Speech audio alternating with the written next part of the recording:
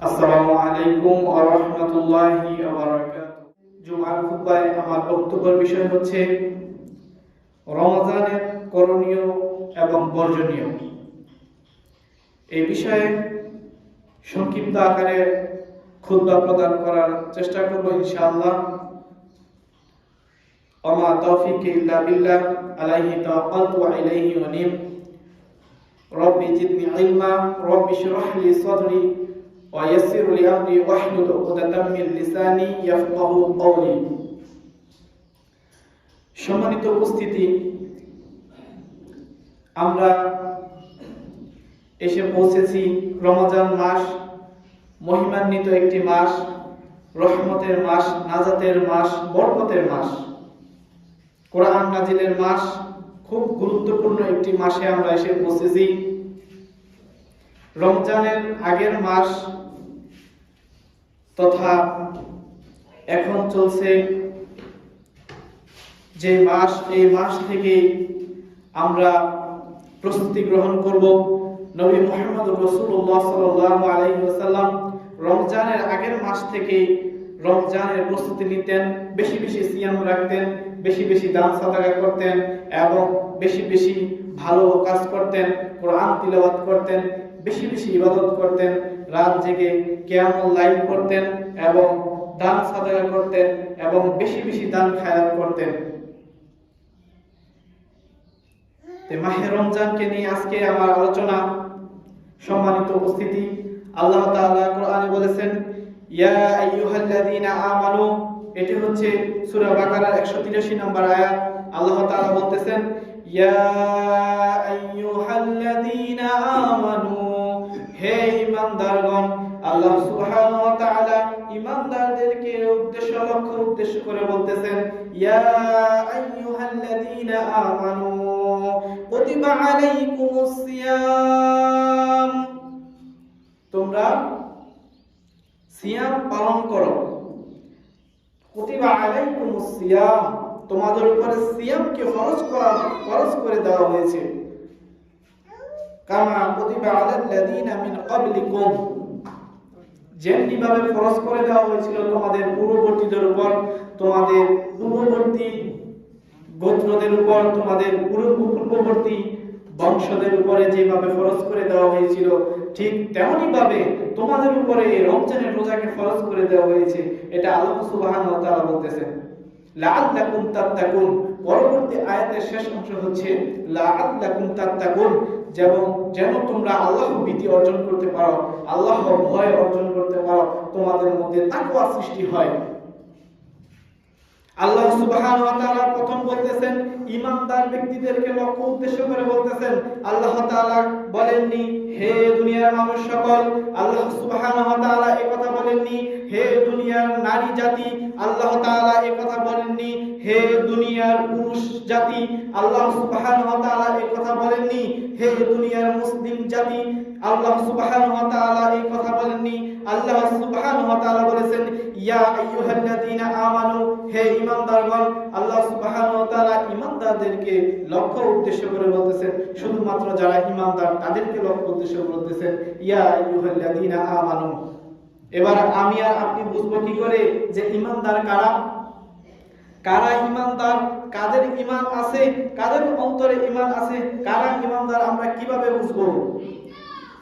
রাসূল সাল্লাল্লাহু আলাইহি ওয়াসাল্লাম একটি হাদিসে বলেছেন আল ঈমানু বিদউন সিত্তুনা শুবা, ঈমানের প্রায় 60-এর অধিক শাখা প্রশাখা রয়েছে, যার মধ্যে প্রথম শাখা হচ্ছে লা ইলাহা ইল্লাল্লাহ।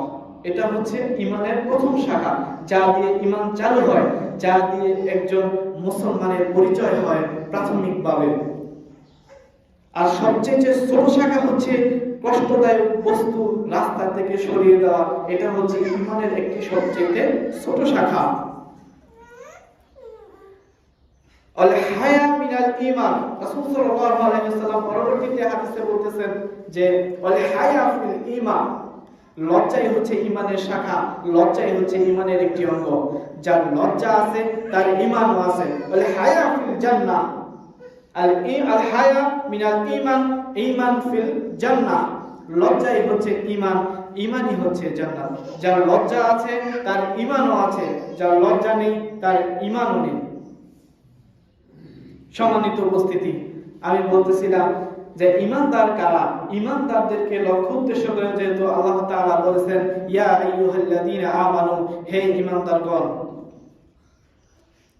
কুতিবা আলাইকুমুস সিয়াম, তোমাদের উপর সিয়ামকে ফরজ করে দেওয়া হয়েছে, তোমাদেরকে সিয়ামকে আবশ্যক করে দেওয়া হয়েছে, ফরজ করে দেওয়া হয়েছে, কামা কুতিবা আলাল্লাযীনা মিন ক্বাবলিকুম, যেমনই ভাবে ফরজ করে দেওয়া হয়েছিল তোমাদের পূর্ববর্তী সম্প্রদায়ের উপরে, লাআল্লাকুম তাত্তাকুন, যেন তোমরা আল্লাহর ভীতি অর্জন করতে পারো। এটা আল্লাহ সুবহানাহু ওয়া তাআলা আমাদেরকে বলে দিয়েছেন। আমরা সিয়াম রাখবো, আমরা যাকাত দিব, এই রমজান মাসে আমরা বেশি বেশি দান খায়রাত করব, এই রমজান মাসে বিভিন্ন পাপাচার থেকে আমরা দূরে থাকব, আমরা বেশি বেশি নেকির কাজ করব, বেশি বেশি দাওয়াতি কাজ করব, এই রমজান মাসে বিভিন্ন প্রকার সিন্ডিকেট থেকে আমরা দূরে থাকব, এই রমজান মাসে আমরা অতিথি পরায়ণতা বেশি করব, এই রমজান মাসে আমরা বেশি বেশি তাহাজ্জুদের সালাত আদায় করব। রাসূল সাল্লাল্লাহু আলাইহি ওয়াসাল্লাম বলেছেন একটি হাদিসে, হাদিসটি হচ্ছে সহিহ বুখারী 1898 নম্বর হাদিস, যে হাদিসটি আমি আলোচনার শিরোনামে আলোচনা করেছিলাম, সেই হাদিসটি হচ্ছে আন আবী হুরায়রা রাদিয়াল্লাহু আনহু قال قال رسول الله صلى الله عليه وسلم, আবু হুরায়রা রাদিয়াল্লাহু তাআলা হতে বর্ণিত, তিনি বলেন রাসূল সাল্লাল্লাহু আলাইহি ওয়াসাল্লাম বলেছেন قال إذا جاء رمضان فتحت أبواب الجنة, রমজানের সময়, রমজান মাসে তথা রমজানের সময় আল্লাহ তাআলা জান্নাতের দরজাসমূহ খুলে দেওয়া হয়। এই রমজান মাসে রাসূল সাল্লাল্লাহু আলাইহি ওয়াসাল্লাম বলেছেন যে শুধুমাত্র এই রমজান মাসে জান্নাতের 8টি দরজাই খুলে দেওয়া হয়। ফুতিহাত আবওয়াবুস সামা, এবং আসমানের সব দরজাগুলো খুলে দেওয়া হয়। আপনি আল্লাহ তাআলার কাছে যেই পানাহ চাচ্ছেন, আল্লাহ তাআলার কাছে যেই আপনি রিজিকের জন্য অনুসন্ধান করতেছেন, আল্লাহ তাআলার কাছে যেই গুনাহ মাফের জন্য তওবা ইস্তেগফার করতেছেন, আল্লাহ তাআলার কাছে সরাসরি তা পৌঁছে যাচ্ছে শুধুমাত্র রমজান মাসের কারণে, আর আপনি রমজানের রোজা থাকার কারণে। তারপরে বলতেছেন অগুল্লিকাত আবওয়াবুন নার, এবং জাহান্নামের দরজাগুলোকে বন্ধ করে দেওয়া হয়। অসুলসিলাতিশ শায়াতিন, এবং শয়তানদেরকে শৃঙ্খলাবদ্ধ করা হয়। রমজান মাসে প্রথমত হচ্ছে আসমানের দরজাসমূহ খুলে দেওয়া হয়, ইবাদত করলে আল্লাহ তাআলার কাছে তার সরাসরি পৌঁছে যায়। দ্বিতীয়ত হচ্ছে ওয়াবুন নার, এবং জাহান্নামের দরজাগুলোকে বন্ধ করে দেওয়া হয়। অফুতিহাত আবওয়াবুস সামা, আসমানের দরজাগুলোকে খুলে দেওয়া হয়। অফুতিহাত আবওয়াবুল জান্নাহ, এবং জান্নাতের দরজাসমূহগুলো খুলে দেওয়া হয়। এই কারণে আমরা রমজান মাসে বেশি বেশি ইবাদত করব, বেশি বেশি তওবা ইস্তেগফার করব। রমজান মাস এমন একটি মাস, রমজান মাসে কোরআন নাযিল হয়েছে। এই কারণে আল্লাহ সুবহানাহু ওয়া তাআলা সূরা বাকারার 185 নম্বর আয়াতে বলতেছেন শাহরুর রমাদানাল্লাযী উনজিলা ফীহিল কুরআন হুদাল লিন-নাসি ওয়া বায়িনাতিন মিনাল হুদা ওয়াল ফুরকান। এটা এমন এক মাস যে মাসে কোরআন নাযিল হয়েছে মানব জাতির হেদায়েত স্বরূপ। মানব জাতির হেদায়েতের জন্য কোরআন নাযিল হয়েছে পবিত্র মাহে রমজানে, এই রমজান মাসে। দীর্ঘ 23 বছরে কোরআন নাযিল হয়েছে জিবরাইল আলাইহিস সালামের মাধ্যমে নবী মুহাম্মদুর রাসূলুল্লাহ সাল্লাল্লাহু আলাইহি ওয়াসাল্লামের কাছে। আল্লাহ তাআলা এটাই বলতেছে যে এটা কোরআন নাযিলের মাস। আমি কোরআন নাযিল করেছি মানব জাতির হেদায়েতের জন্য, যেন তারা তা বুঝতে পারে। অবাইয়িনাতে মিনাল হুদাল ফুরকান, এবং এটা হচ্ছে সত্য এবং মিথ্যার পার্থক্যকারী। পবিত্র মহাগ্রন্থ আল কোরআন হচ্ছে সত্য এবং মিথ্যা পার্থক্যকারী। আমরা সেটা মেনে চলব অবশ্যই ইনশাআল্লাহ। এই কোরআন নাজিলের মাসে আমরা বিভিন্ন প্রকার অহেতুক কাজ থেকে বিরত থাকব। এই কোরআন নাজিলের মাসে আমরা হারাম খাওয়া থেকে বিরত থাকব। এই কোরআন নাজিলের মাসে, এই রমাজান মাসে আমরা বেশি বেশি তওবা ইস্তেগফার করব। এই রমাজান মাসে আমরা মসজিদে মাদ্রাসায় বেশি বেশি দান খায়রাত করব। আমি সম্মানিত উপস্থিতি আপনাদেরকে দৃষ্টি আকর্ষণ করে বলতে চাই, রমজান মাস এমন একটি মাস, এমন একটি গুরুত্বপূর্ণ মহিমান্বিত একটি মাস, যেই মাসে আল্লাহ তাআলার কাছে ক্ষমা চাইলে আল্লাহ তাআলা অতি সহজেই ক্ষমা করে দেন। আল্লাহ তাআলার কাছে কিছু চাইলে আল্লাহ তাআলা অতি সহজেই চাওয়া পূরণ করে দেন। এই মাস এমন একটি মাস যে মাসে আল্লাহ সুবহানাহু ওয়া তাআলা সকল ফেরেশতাদেরকে বলতে থাকেন যে কে কি চায় আমার কাছে শুধু বলো, আমি তার চাওয়াকে পূরণ করে দিব। সুবহানাল্লাহ, আলহামদুলিল্লাহ। এই রমজান মাস এমন একটি মাস যে রমজান মাসের নেকি আল্লাহ সুবহানাহু ওয়া তাআলা নিজে হাতে দিয়ে দেন। কোন ফেরেশতাদেরকে বলেন না যে তার নেকিটা তুমি লিখে দাও, কোন ফেরেশতাদেরকে বলে না। আল্লাহ সুবহানাহু ওয়া তাআলা এই রমজান মাসে এই রমজানের নেকিটুকু আল্লাহ নিজে হাতে দেন। সুবহানাল্লাহ, সুবহানাল্লাহি ওয়া বিহামদিহি, সুবহানাল্লাহিল আযীম। তাহলে আমরা কেন এই রমজান মাসে আমরা পাপ কাজ করব? কেন আমরা অন্যের ধন সম্পদ লুটে খাবো? কেন আমরা মিথ্যা কথা বলবো? কেন আমরা চুগলখড়ি করব? আপনি রমজান মাসের বাইরে আপনি হারাম কাজ করেছেন, এটা আলাদা কথা। রমজান মাসের বাইরে আপনি হারাম খেয়েছেন, বিড়ি সিগারেট খেয়েছেন, এটা আলাদা কথা। রমজান মাসে আপনি রমজান মাসের বাইরে আপনি চায়ের দোকানে আড্ডা দিয়েছেন, এটা আলাদা কথা। রমজান মাসের বাইরে আপনি টিভিতে গান বাজনা, টিভি সিনেমা দেখেছেন, এটা আলাদা কথা। রমজান মাসের বাইরে আপনি দাড়িতে খুর লাগিয়ে দাড়ি চেঁচেছেন, এটা আলাদা কথা। কিন্তু রমজান মাসে কেন আপনাকে খাদ্য খেতে হবে? রমজান মাসে কেন আপনাকে চায়ের স্টলে বসে, পর্দার ভিতরে বসে আপনার লুকিয়ে লুকিয়ে আপনার খাবার খেতে হবে? রমজান মাসে কেন আপনাকে হারাম খেতে হবে? রমজান মাসে কেন আপনাকে টিভি সিরিয়ালের মধ্যে নাচ গান দেখতে হবে?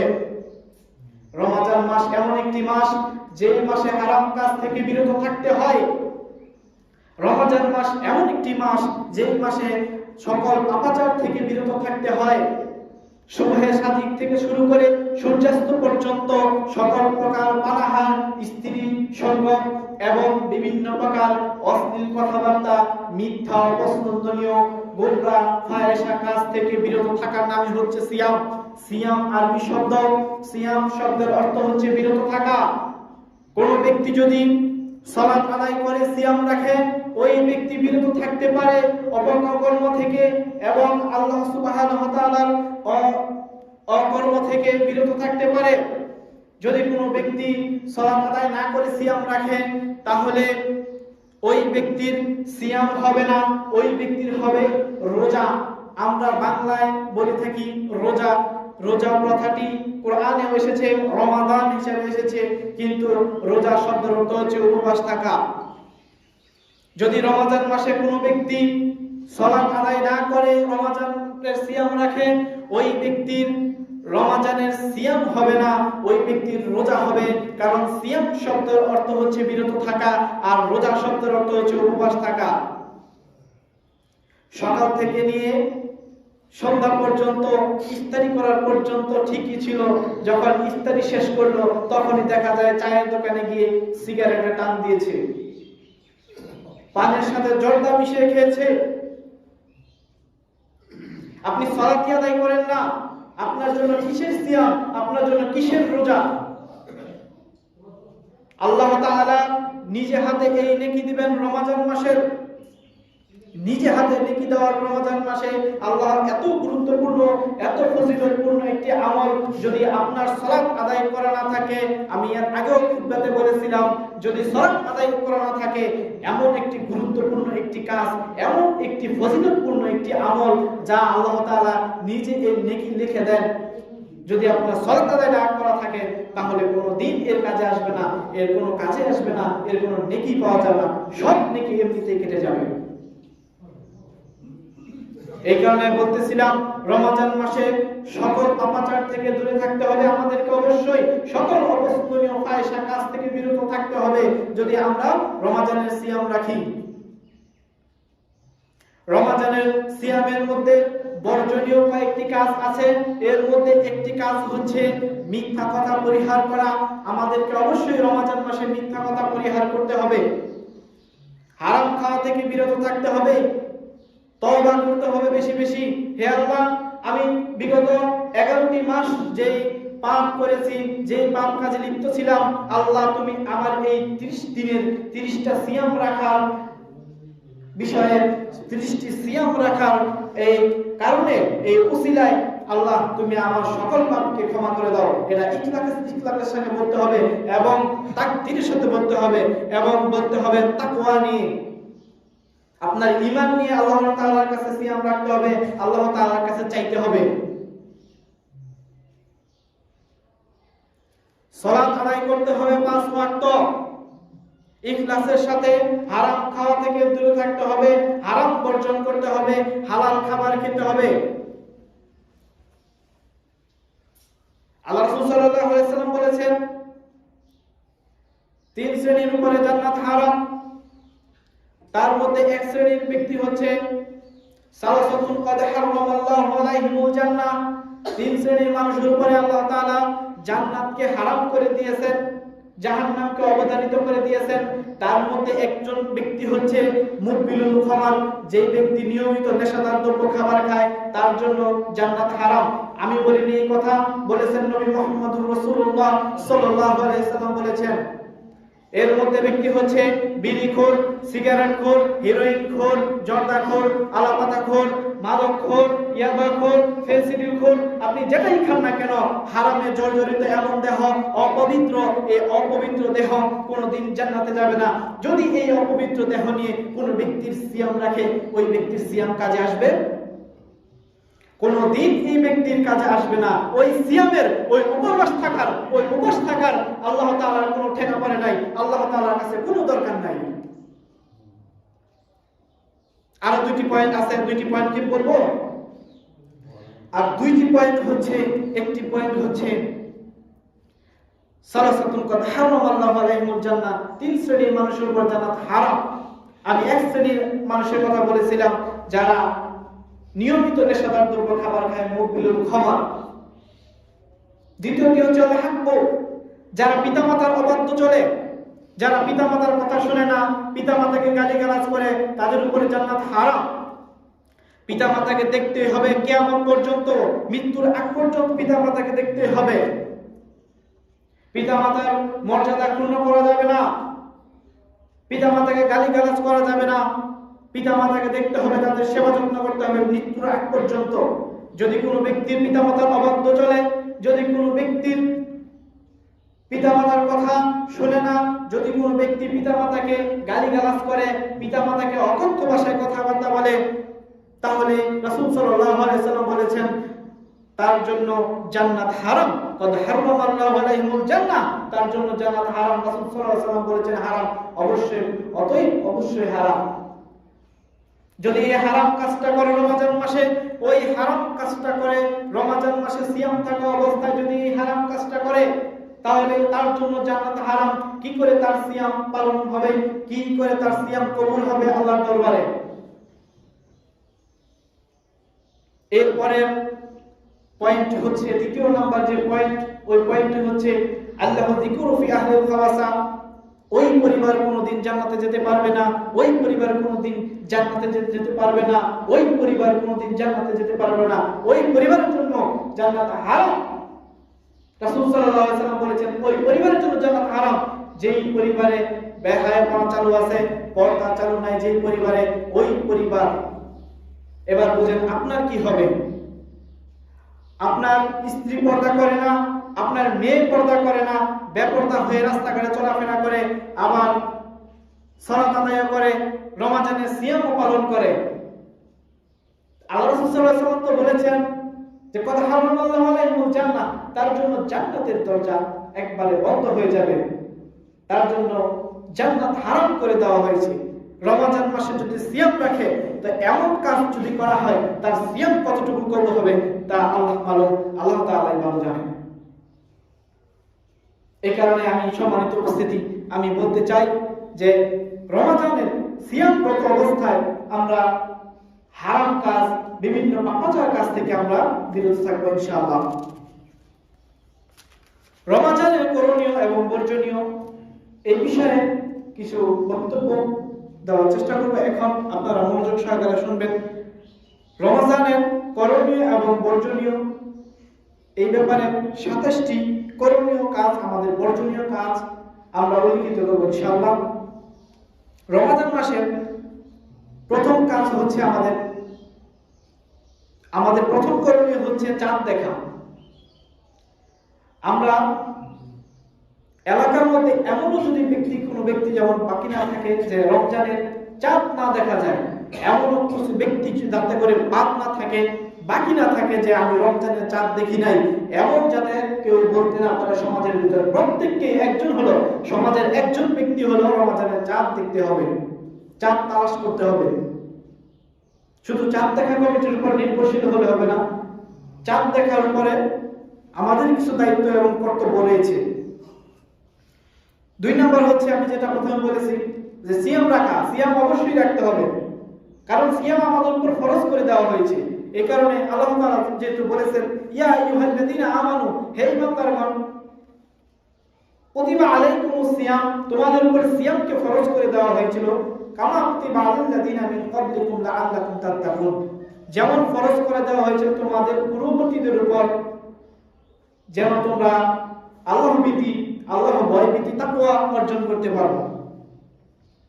নবী করিম সাল্লাল্লাহু আলাইহি ওয়াসাল্লাম বলেন, মান কামা রমাদানা ঈমানান ইহতিসাবান গুফিরা লাহু তাকদ্দামা মিন যামবি, যে ব্যক্তি রমজান মাসে ইখলাসের সাথে, যেই ব্যক্তি রমজান মাসে ইখলাসের সাথে গুফিরা লাহু তাকদ্দামা মিন যামবি, আল্লাহর ইবাদত করে, রাত জেগে আল্লাহর ইবাদত করে, বিশেষ করে রমজান মাসে রাসূল সাল্লাল্লাহু আলাইহি ওয়াসাল্লাম বলেছেন গফিরা লাহু তাকদ্দামা মিন যামবি, আল্লাহ সুবহানাহু ওয়া তাআলা তার বিগত পূর্বের যত গুনাহ আছে আল্লাহ তাআলা সব গুনাহকে ক্ষমা করে দেন। সুবহানাল্লাহ। এই কারণে আমি বলতে চাই আমরা রমজান মাসে বেশি বেশি আমল করব, রাত জেগে ইবাদত করার চেষ্টা করব ইনশাআল্লাহ। আল্লাহ তাআলা আমাদের সকলকে ইবাদত করার, রাত জেগে ইবাদত করার তৌফিক দান করুন। আল্লাহুম্মা আমিন। তৃতীয়ত হচ্ছে তারাবি পড়া। এটি হচ্ছে 3 নম্বর পয়েন্ট, তারাবি পড়া। আমরা সকলেই চেষ্টা করব রমজানে 30 দিন, যদি 30 দিনের সিয়াম পালন হয়, যদি 30টি পরিপূর্ণভাবে সিয়াম পালন করা হয়, সিয়াম পালিত হয়, আমরা চেষ্টা করব ইনশাআল্লাহ যে আমরা রমজানের 30 দিনে, যাতে 30 দিনে আমরা তারাবি সালাত আদায় করতে পারি। এই বিষয়ে রাসূল সাল্লাল্লাহু আলাইহি ওয়াসাল্লাম বলেন, যেই ব্যক্তি পুণ্যের আশায়, নেকের আশায় কেমন লাইল করলো, আল্লাহ সুবহানাহু ওয়া তাআলা তার নেকির পাল্লাকে ভারী করে দিবেন। সুবহানাল্লাহ। এবং তার পূর্বের যত পাপ আছে সব পাপকে ক্ষমা করে দিবেন। সুবহানাল্লাহ। এটা হচ্ছে তারাবি পড়া, এটা হচ্ছে 3 নম্বর পয়েন্ট। 4th নম্বর পয়েন্ট হচ্ছে সাহারি করা। আমরা অবশ্যই সাহারি করব। অনেকে আছে অলসতার কারণে সাহারি না করে ঘুমিয়ে পড়ে। সাহারি করতে হবে। যদি কোনো কারণবশত সাহারি করতে না পারে, যেমন সাহারির সময় সে উঠতে পারে নাই, সজাগ পায় নাই, তো তার সাহারি না খেয়েও সিয়াম পালন হবে, সিয়াম হয়ে যাবে। কিন্তু চেষ্টা করতে হবে একটা খেজুর হলেও খেয়ে, পানি খেয়ে তারপরে সিয়াম রাখা। এটি হচ্ছে একটি মূল দায়িত্ব, মূল কর্তব্য। সাহারির সময় খেজুর খাওয়া সুন্নাত। রাসূল সাল্লাল্লাহু আলাইহি ওয়াসাল্লাম সব সময় সাহারির সময় খেজুর খেতেন, কারণ খেজুর খেলে যে প্রোটিন, যে আমিষ আমাদের দেহের মধ্যে তৈরি হয়, সেটা সারা দিন সিয়াম রাখার জন্য আমাদের দেহে কাজে লাগে। রাসূল সাল্লাল্লাহু আলাইহি ওয়াসাল্লাম বলেছেন, তাসাহহারু ফাইন্না ফিস সাহুরি বারাকা, নিশ্চয়ই তোমরা সাহারি করো, তোমরা অবশ্যই সাহারি করো। তাসাহহারু ফি বারাকা, নিশ্চয় সাহারিতে রয়েছে অধিক পরিমাণে বরকত। সুবহানাল্লাহ। আমরা বেশি আমরা সাহারির সময় সাহারি খাবো এবং যত কম পরিমাণ সাহারি আমরা খেয়ে সিয়াম রাখতে পারি ইনশাআল্লাহ আমরা চেষ্টা করব অবশ্যই। রাসূল সাল্লাল্লাহু আলাইহি ওয়াসাল্লাম সব সময় পরিমাণ মতো খাবার খেয়ে সাহারি থাকতেন এবং সিয়াম পালন করতেন। রাসূল সাল্লাল্লাহু আলাইহি ওয়াসাল্লাম এবং সাহারি করতেন শেষ দিকে। অনেক সময় দেখা যায় অনেক মাযহাবী ভাইরা কি করে 3টা 3:30টার সময় উঠে সাহারি করে আবার ঘুমিয়ে পড়ে না। রাসূল সাল্লাল্লাহু আলাইহি ওয়াসাল্লাম বলেছেন, আমার উম্মতরা ততদিন পর্যন্ত কল্যাণের উপরে নিহিত থাকবে, ততদিন পর্যন্ত বিজয়ের উপরে থাকবে, ততদিন পর্যন্ত কল্যাণের উপরে নিমজ্জিত থাকবে, যতদিন পর্যন্ত তারা দেরিতে সাহারি করে এবং তাড়াতাড়ি ইফতার করে। ইহুদিরাও ইফতার করে। বলছে যে রাসূল সাল্লাল্লাহু আলাইহি ওয়াসাল্লাম বলেছেন যে ইহুদিদের বিপরীত করো, নাসারাদের বিপরীত করো, তারা দেরিতে ইফতার করে, তোমরা তাড়াতাড়ি ইফতার করো। আশঙ্কা সন্দেহভাজন 2 মিনিট 5 মিনিট লেট করার কোনো সুযোগ নেই, দেরি করার কোনো সুযোগ নেই। রাসূল সাল্লাল্লাহু আলাইহি ওয়াসাল্লাম যে নির্ধারিত সময় আমাদেরকে দিয়েছেন, সূর্যাস্তের সাথে সাথে ইফতারের সময় শুরু, সূর্যাস্তের সাথে সাথে আযান দেওয়ার সাথে সাথে আযানকেও আমরা টার্গেট করব না, আযানকেও আমরা উদ্দেশ্য করব না, আমরা উদ্দেশ্য করব সূর্যাস্ত কয়টায় গিয়েছে, কয়টা সূর্যাস্ত গিয়েছে, আমরা ওই সময় ইফতারি করব ইনশাআল্লাহ। এটা হচ্ছে 4 নম্বর পয়েন্ট, সাহারি করা। 5 নম্বর পয়েন্ট হচ্ছে আমি যেটা বলেছিলাম, সাহারি শেষের দিকে খাওয়া। সাহারি শেষের দিকে খাওয়া সুন্নাত। রাসূল সাল্লাল্লাহু আলাইহি ওয়াসাল্লাম সব সময় সাহারি শেষের দিকে খেতেন। এটা হচ্ছে রমজানের করণীয় এবং বর্জনীয় এই 27টি পয়েন্টের মধ্যে 5ম নম্বর পয়েন্ট। 6 নম্বর পয়েন্ট হচ্ছে ইফতার করা। আমরা অবশ্যই ইফতার তাড়াতাড়ি করব। আমি একটি হাদিস বলেছিলাম যে রাসূল সাল্লাল্লাহু আলাইহি ওয়াসাল্লাম বলেছেন যে আমার উম্মতরা ততদিন কল্যাণে নিহিত থাকবে, ততদিন কল্যাণের উপরে থাকবে, বিজয়ের উপরে থাকবে, আল্লাহর নিয়ামতে সব সময় থাকবে, যতদিন পর্যন্ত আমার উম্মতরা দেরিতে সাহারি করবে এবং তাড়াতাড়ি ইফতার কাজ সম্পন্ন করবে। ইফতার যত তাড়াতাড়ি করা যায়, অল্প সময়ের জন্য অল্প কিছু খেয়ে, আবার এমনও ব্যক্তি আছে পাওয়া যায় যারা ইফতার করতে করতে কি করে, মাগরিবের জামাতের টাইম পার হয়ে যায়। কম খেয়ে আপাতত খেজুর পানি বা শরবত খেয়ে আমাদেরকে ইফতার করা। ইফতার করার সময় অবশ্যই প্রথমে বিসমিল্লাহ বলে আমাদেরকে ইফতার করতে হবে। এটা হচ্ছে 6 নম্বর পয়েন্ট। 7 নম্বর পয়েন্ট হচ্ছে ইফতার তাড়াতাড়ি করা। ইফতার আমরা যত দ্রুততার সাথে করতে পারি, আমরা ইফতার করতে যেন দেরি না করি। অনেকে ইফতার করতে করতে এমন ভাবে ইফতারে খাওয়া দাওয়া করে, খাওয়া দাওয়া করতে করতে শেষ করতে করতে দেখা যায় সালাতের সময় শেষ হয়ে গেছে, সালাতের সময় শেষ হয়ে যাচ্ছে। এমন ইফতারি করলে অবশ্যই গুনাহগার হতে হবে। কারণ নিয়মিত যদি আপনি মাগরিবের সালাত ইফতারি করার জন্য মাগরিবের সালাত জামাত মিস করেন, জামাত যদি আপনি না করতে পারেন, অবশ্যই আপনাকে গুনাহগার হতে হবে। কারণ ইফতারি করতে হবে কম কম। আপনি সালাত আদায় শেষ করেন, সালাত আদায় শেষ করে আবার খান, কোনো সমস্যা নাই ইনশাআল্লাহ। 8 নম্বর হচ্ছে ইফতারের দোয়া করা। অনেকে বলেন যে ইফতারের শুরুতে দোয়া। ইফতারের শুরুতে কোনো দোয়া নেই, শুধু বিসমিল্লাহ বলে ইফতারি শুরু করা। বিসমিল্লাহ বলে প্রথম খেজুর মুখে নেবেন, খেজুর দিয়ে ইফতারি করা সুন্নাত। রাসূল সাল্লাল্লাহু আলাইহি ওয়াসাল্লাম বলেছেন ইফতার করা, খেজুর দিয়ে ইফতারি করা সুন্নাত। প্রথম বিসমিল্লাহ বলে খেজুর খাবেন, খেজুর দিয়ে ইফতারি করা সুন্নাত। ইফতারের পরে ইফতার করার শেষে আলহামদুলিল্লাহ, শুরুতে বিসমিল্লাহ বলে শুরু করা এবং পরে শেষে আলহামদুলিল্লাহ বলে শেষ করা। ইফতারের দোয়া, ইফতারের পরবর্তীতে একটি দোয়া রয়েছে, এটা ইফতারের শেষে এই দোয়াটি করতে হয়। দোয়াটি হচ্ছে জাহাবাত জামাউ ওয়া তাদাতিল উরুক ওয়া সাবাতিল আজর ইনশাআল্লাহ। যে আমি সারা দিন যে সিয়াম রেখেছি, আমি সারাদিন যে উপবাস থেকেছি শুধুমাত্র একমাত্র আল্লাহ তাআলার নৈকট্য লাভের আশায়, হে আল্লাহ তাআলা যেন আমাকে মাফ করে দেন, আমাকে ক্ষমা করে দেন। এই বিষয়ে আল্লাহ তাআলার কাছে ক্ষমা চাওয়া, এটি হচ্ছে দোয়া। কিন্তু ইফতারির আগে সম্মানিত মোনাজাত করে দোয়া করা, এটা সম্পূর্ণই বিদআত। এটা আমাদেরকে লক্ষ্য রাখতে হবে। 9 নম্বর পয়েন্ট হচ্ছে ইফতার এবং সেহরিতে খেজুর খাওয়া সুন্নাত। দেখেন হাদিসটি চলে আসছে, আমি কিছুক্ষণ আগে যেটা বলেছিলাম, ইফতারিতে বিশেষ করে খেজুর খাওয়া সুন্নাত। এটা আমরা মাথায় রাখবো ইনশাআল্লাহ। এই ব্যাপারে রাসূল সাল্লাল্লাহু আলাইহি ওয়াসাল্লাম বলেছেন, নি'মা সাহরুল মুমিনিন আত-তামাত, ঈমানদারদের সবচেয়ে উত্তম খাবার হচ্ছে ইফতারের সময়, ঈমানদারদের সবচেয়ে উত্তম খাবার হচ্ছে খেজুর খাওয়া। এটা সুন্নাত, রাসূল সাল্লাল্লাহু আলাইহি ওয়াসাল্লাম বলেছেন। 10 নম্বর পয়েন্ট হচ্ছে দিনভর বেশি বেশি দোয়া করা। আমরা অবশ্যই দিনভর বেশি বেশি দোয়া করব, তওবা ইস্তেগফার করব। রাসূল সাল্লাল্লাহু আলাইহি ওয়াসাল্লাম বলেছেন, একটি হাদিস, রাসূল সাল্লাল্লাহু আলাইহি ওয়াসাল্লাম বলেছেন, কয়েক ব্যক্তির দোয়া কবুল হয়, ফেরত দেওয়া হয় না। তার মধ্যে একটা ব্যক্তি হচ্ছে সিয়াম, রোজাদার ব্যক্তি। রোজাদার ব্যক্তি দোয়া করলে কোন সময় আল্লাহ তাআলা এই দোয়া ফিরিয়ে দেন না। এই দোয়া অবশ্যই আল্লাহ তাআলা গ্রহণ করেন।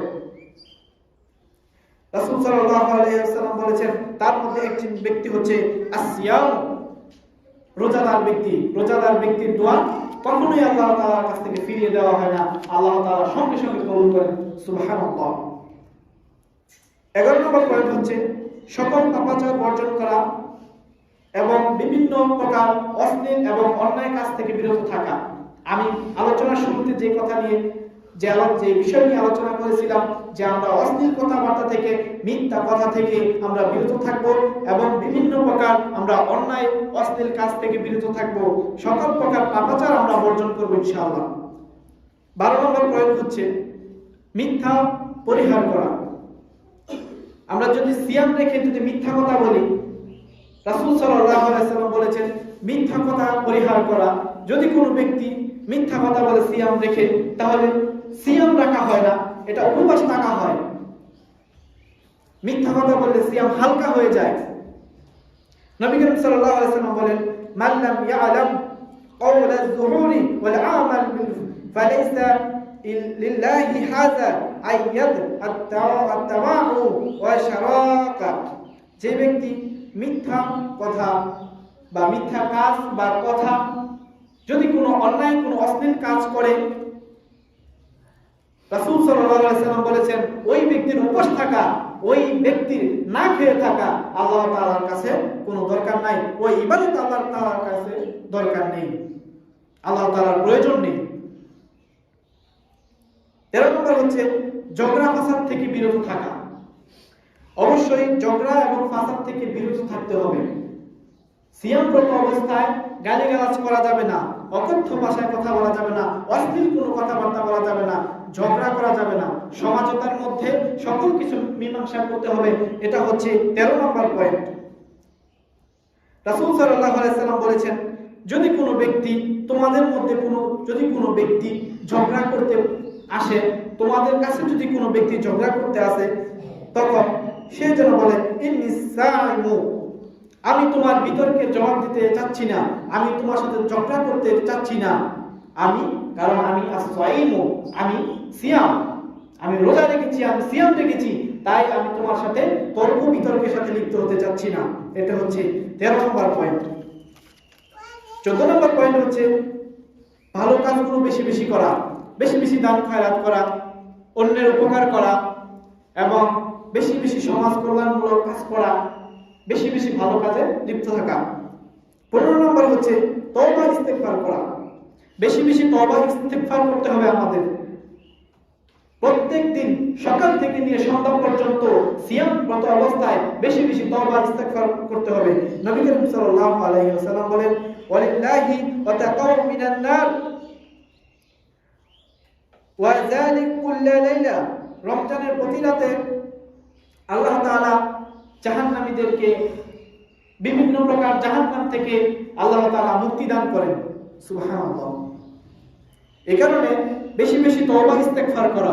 কারণ রমজান মাসে রাসূল সাল্লাল্লাহু আলাইহি সাল্লাম বলেছেন আল্লাহ তাআলা প্রতি রাতে, রমজান মাসে আল্লাহ তাআলা প্রতি রাতে বিভিন্ন প্রকার জাহান্নামীদেরকে বিভিন্ন প্রকার জাহান্নাম থেকে মুক্তি দান করেন শুধুমাত্র রমজান মাসের কারণে, বেশি বেশি তওবা ইস্তেগফার করার কারণে। 16 নম্বর হচ্ছে রোজাদারকে ইফতার করানো। আপনি ইফতার করবেন, আরেক রোজাদার ভাই ইফতার না করতে পেরে বসে আছে, তাকে আপনি ইফতার করান। ইফতার করানোর জন্য আপনি যে সিয়াম রেখেছেন, যে সিয়াম রেখে ইফতার করে যে নেকিটুকু পেয়েছেন, ওই ব্যক্তিও সিয়াম রেখেছেন, ইফতার করেছে, ওই ব্যক্তি সারা দিনে যেই নেকি কামাই করেছে, যেই নেকি অর্জন করেছে, তার সমপরিমাণ সওয়াব আপনার আমলনামায় লেখা হবে ইনশাআল্লাহ। সুবহানাল্লাহ। 17 নম্বর হচ্ছে কোরআন তেলাওয়াত করা। বেশি বেশি কোরআন তেলাওয়াত করতে হবে। সকাল এবং সন্ধ্যায় যখনই সুযোগ পান, যখনই সময় পান, বেশি বেশি কোরআন তেলাওয়াত করতে হবে। কোরআন তেলাওয়াত করায় একটি অক্ষরে 10টি করে নেকি। আর রমজান মাসে এর চাইতে অনেক অনেক অনেক বেশি গুণ নেকি।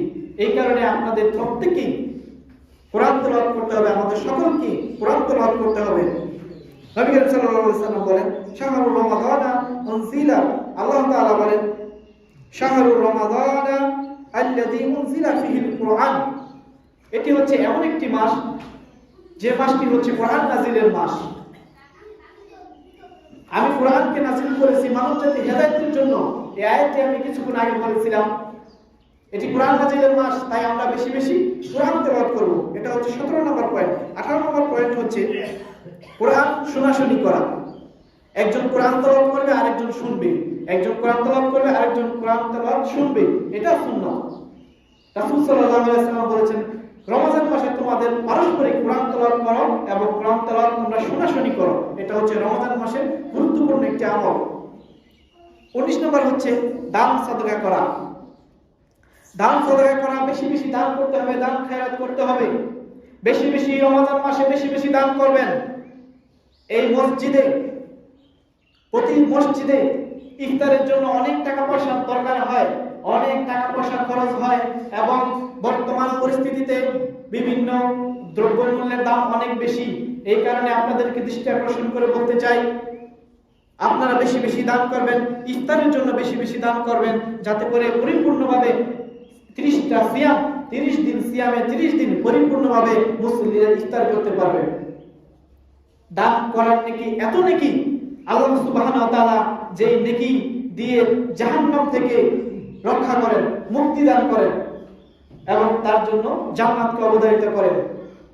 আপনার মৃত্যুর সময় কম কষ্টের কারণ, আপনার মৃত্যুর সময় সহজভাবে মৃত্যু কামনা করা, সহজভাবে মৃত্যু হওয়ার মূল কারণ হচ্ছে দান করা। মৃত্যুর সময় মুমূর্ষু ব্যক্তি বলতে চায়, মুমূর্ষু ব্যক্তি ওই সময় বলে ইয়া রব্বি আখরতানি ইলা আজালিন করিব। হে আল্লাহ, আপনি আমাকে একটু সময় দিন। আল্লাহ, আপনি একটু সময় দিন। একটা ব্যক্তি যখন মৃত্যু হতে থাকে তখন আমরা দেখি মুখে কি যেন ফিস করতে থাকে, মুখ নাড়াচাড়া করতে থাকে। আমরা মনে করি কি ওই ব্যক্তি পানি চাচ্ছে, আমরা একটু পানি দেই, আমরা একটু শরবত দেই। না, ওই ব্যক্তি পানি চায় না, শরবত চায় না। ওই ব্যক্তি আল্লাহ তাআলার কাছে বলতে থাকে ইয়া রব্বি, হে আমার রব, হে আমার প্রতিপালক, ইলা আখরতানি ইলা আজালিন করিব। হে আল্লাহ, হে আমার রব, আপনি আমাকে একটু সময় দিন। ফাসাদদাকা, আমি সাদাকা করে আসি, আমি দান করে আসি, আপনি আমাকে একটু সময় দিন। যদি বদকার আত্মা হয়, যদি একবারে কাফের বেঈমান মুনাফিক আত্মা হয়, তখন ওই আত্মা বেশি বেশি ওই কথা বলতে থাকে যে আল্লাহ, আপনি আমাকে একটু সময় দিন। কারণ তার জীবনে কোনোদিন সে দান করে নাই। আপনি আমাকে আল্লাহ একটু সময় দিন, ফাসাদদাকা, আমি সাদাকা করব। সেই ব্যক্তি সালাত আদায়ের কথা কেন বলে না? সেই ব্যক্তি হজ করার কথা কেন বলে না? সেই ব্যক্তি সিয়াম রাখার কথা কেন বলে না?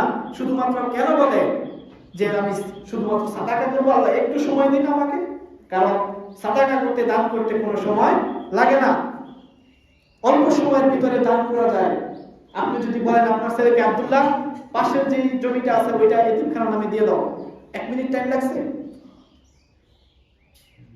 ওই যে আমার ব্যাংক অ্যাকাউন্ট আছে, ওই ব্যাংক অ্যাকাউন্ট থেকে 50,000 টাকা মসজিদে দিয়ে দাও, সময় লাগছে এখানে, এই কারণে ওই ব্যক্তি বলতে থাকে যেটা আল্লাহ তাআলার কাছে সরাসরি কবুল হবে, এই কারণে ওই ব্যক্তি বলতে থাকে ফা সাদাকা ইলা রাব্বি, হে ইয়া রাব্বি ফা সাদাকা, যে আমাকে আল্লাহ একটু সময় দিন, আপনি একটু সময় দিন, আমি সাদাকা করি, দান সাদাকা করি মিনাস সালিহিন, এবং আমি সত্যিকার বান্দাদের এবং নেক বান্দাদের সালিহিন বান্দাদের অন্তর্ভুক্ত হয়ে যাই।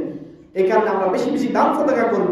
এই দান সাদাকা হতে পারে আপনার এবং আমার জাহান্নাম থেকে মুক্তির একটা উপায়, জাহান্নাম থেকে মুক্তির একটি উপায় এবং একটি আশা, একটি মাধ্যম হতে পারে শুধুমাত্র দান সাদাকা করার কারণে। সম্মানিত উপস্থিতি, আমি আলোচনা সংক্ষিপ্ত করতে চাই যেহেতু সময় বেশি হয়ে গেছে। তা 19 নম্বর পয়েন্ট ছিল দান করা। 20 নম্বর পয়েন্ট হচ্ছে সামর্থ্যবানদের উমরা করা। যদি রমজান মাসে সামর্থ্য থাকে, ওই সামর্থ্যবানদের উচিত হচ্ছে বেশি বেশি করে উমরা করা, কারণ ওই সময় আল্লাহ সুবহানাহু ওয়া তাআলা উমরা এবং হজ করার বেশি নেকি প্রাধান্য দেন। 21 নম্বর হচ্ছে সাহারির সময় তাহাজ্জুদ পড়া। আমরা চেষ্টা করব সাহারির সময় যাতে আমরা তাহাজ্জুদ পড়তে পারি, আমরা বেশি বেশি তাহাজ্জুদ পড়ব, আমরা প্রতি রাতে চেষ্টা করব তাহাজ্জুদের সালাত আদায় করার জন্য। কারণ রাতের শেষ তৃতীয়াংশে আল্লাহ সুবহানাহু ওয়া তাআলা সর্ব নিচে আসমানে এসে, প্রথম আসমানে এসে বলতে থাকেন, হে আমার কোন খাস বান্দা আছো, আমার ঈমানদার, আমার সত্যিকার অর্থে বান্দা আছো, আমার কাছের বান্দা আছো, আমার কাছে চাও, আমি তোমাদের চাওয়াকে পূরণ করে দেব, আমার কাছে ক্ষমা চাও, আমি তোমাদেরকে ক্ষমা করে দেব। সুবহানাল্লাহ। 22 নম্বর হচ্ছে রোজা রেখে বেশি বেশি মিসওয়াক করা। আমরা মিসওয়াক করব, যদি আমরা পারি পেস্ট দিয়েও মিসওয়াক করতে পারি। অনেকে মনে করে যে পেস্ট দিয়ে মিসওয়াক করলে ওটা হালকা হয়ে যায়, না, পেস্ট দিয়ে মিসওয়াক করতে পারি, আমরা ঢাল দিয়ে মিসওয়াক করতে পারি। এটা হচ্ছে সুন্নাত। রাসূল সাল্লাল্লাহু আলাইহি ওয়াসাল্লাম বেশি বেশি মিসওয়াক করতেন। 23 নম্বর হচ্ছে শেষ দশকে ইতিকাফ করা। শেষ দশকে ইতিকাফ করা, রমজানের শেষ দশকে আপনি চাইলে ইতিকাফ করবেন, যদি আপনি পারেন তাহলে ইতিকাফ করবেন। ইতিকাফ করার মর্যাদা আল্লাহ তাআলার কাছে অনেক অনেক অনেক বেশি। যদি কোনো ব্যক্তি শেষ দশকে ইতিকাফ করে তাহলে তার জীবনের সকল গুনাহ ক্ষমা হয়ে যায়। সুবহানাল্লাহ। 24 নম্বর হচ্ছে শেষ দশকে বেশি বেশি ইবাদত করা তথা লাইলাতুল কদর তালাশ করা। শেষ দশকে যে কোনো রাতে যদি আপনার মনে হয় যে আজকেই কদরের রাত, ওই রাতে বেশি বেশি বেশি বেশি আপনার ইবাদত করা। 25 নম্বর হচ্ছে লাইলাতুল কদর তালাশ করা। আমরা লাইলাতুল কদর তালাশ করব, শেষ দশকে লাইলাতুল কদর তালাশ করব, কোন দিন রাতে লাইলাতুল কদর আসছে। যদি আমরা বুঝতে পারি ওই দিনে লাইলাতুল কদর, আমরা ওই দিনে আমরা বেশি বেশি ইবাদত করব, আমল করব। 26 নম্বর হচ্ছে লাইলাতুল কদরের দোয়া। আমরা অনেকেই দোয়া পারি, অনেকে পারি না, যারা পারি না ইনশাআল্লাহ আমরা শিখে নিব। লাইলাতুল কদরের দোয়া হচ্ছে আল্লাহুম্মা ইন্নাকা আফুউন তুহিব্বুল আফওয়া ফা'ফু আন্নি। আল্লাহুম্মা ইন্নাকা, হে আল্লাহ নিশ্চয় আপনি ক্ষমাকারী, আফুউন তুহিব্বুল আফওয়া ফা'ফু আন্নি, নিশ্চয় আপনি ক্ষমাকারী, আপনি ক্ষমাশীল, আপনি ক্ষমাকে পছন্দ করেন, ক্ষমা করতে ভালোবাসেন। ফা'ফু আন্নি, আপনি আমার অতএব আপনি আমার পাপকে ক্ষমা করে দেন, আপনি আমাকে ক্ষমা করুন। 27 নম্বর হচ্ছে রমজানের ফিতরা আদায় করা। এই বিষয়ে কিছু মূল্যবান বক্তব্য ছিল, কিন্তু সময় স্বল্পতার কারণে আমি বক্তব্য দিতে পারছি না। শুধু এতটুকুই বলতে চাই, রমজান মাসের শেষ দিকে ঈদের নামাজে যাওয়ার আগে শেষ দিকে ফিতরা আদায় করতে হবে, এটা আমাদের জন্য ওয়াজিব। রমজানের ফিতরা আদায় করতে হবে মাথা পিছু 2.5 কেজি। 2.5 কেজি মানে 1 সা, হাদিসে আসছে 1 সা। 1 সা আমাদের বাংলাদেশে সমপরিমাণ মূল্য হচ্ছে 2.5 কেজি। 2.5 কেজি চাউল দিয়ে, খাদ্যদ্রব্য দিয়ে ফিতরা আদায় করতে হবে। টাকা দিয়ে ফিতরা আদায় করলে ফিতরা কবুল হবে না, ফিতরা আদায় হবে না। এটা আমার কথা মত নয়, রাসূল সাল্লাল্লাহু আলাইহি ওয়াসাল্লাম বলেছেন টাকা দিয়ে ফিতরা আদায় করা যাবে না, ফিতরা আদায় করতে হবে খাদ্যদ্রব্য দিয়ে। টাকা দিয়ে ফিতরা আদায় করা যাবে না, কারণ একজন ব্যক্তি কম দামে চাউল খায়, আরেকজন ব্যক্তি বেশি দামে চাউল খায়। এই কারণে খাদ্যদ্রব্য দিয়ে আপনাদের সকলকে ফিতরা আদায় করতে হবে। সম্মানিত উপস্থিতি, আমি আমার আলোচনা ইনশাআল্লাহ শেষ করতে চাই। আমি যে কথাগুলো বলেছি আল্লাহ তাআলা আমাদের আমাদের সকলকে সঠিকভাবে আমল করার তৌফিক দান করুন এবং রমজান মাসে বেশি বেশি ইবাদত করার তৌফিক দান করুন, বেশি বেশি দান খয়রাত করার তৌফিক দান করুন। এই বলে আমার সংক্ষিপ্ত বক্তব্য এখানে শেষ করছি। সুবহানাকাল্লাহুম্মা ওয়া বিহামদিকা আশহাদু আল্লা ইলাহা ইল্লা আনতা আস্তাগফিরুকা ওয়া আতুবু ইলাইক। সুবহানাকাল্লাহুম্মা ওয়া বিহামদিকা আশহাদু আল্লা ইলাহা ইল্লা আনতা আস্তাগফিরুকা ওয়া আতুবু ইলাইক।